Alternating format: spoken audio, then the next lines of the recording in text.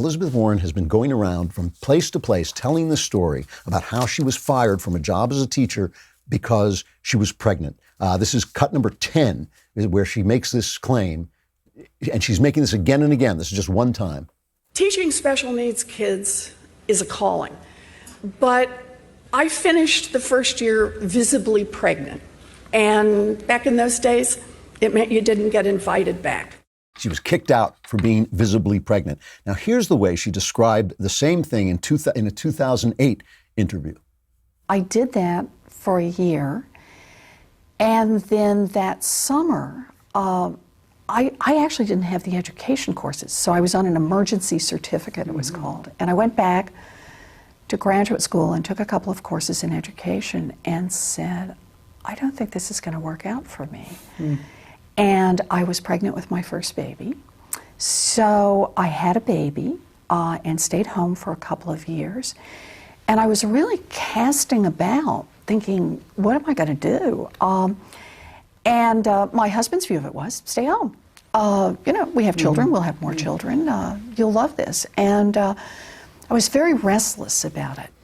So that is a different story. And according to minutes from the Riverdale Board of Education, 1971, obtained by the Washington Free Beacon. And my question is, why is only the conservative Washington Free Beacon had the intellectual curiosity to look into this? I mean, if this were a Democrat candidate, what about NBC? What about ABC? What about the New York Times? Wouldn't they all have been on top of this? But no, it's just the Washington Free Beacon. Warren was unanimously offered her job back from the Board of Education. So here she is dodging the question, which she's finally asked. I don't know who asked it on the campaign trail, but listen to her non-responses.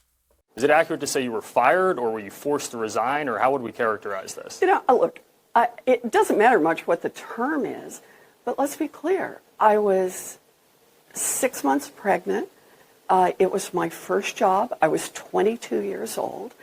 And the job that was mine, that I'd been hired for the next year, was taken away when they knew I was pregnant.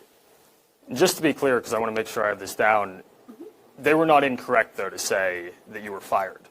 Yeah, I don't know what else you'd call it. I mean, it was my job.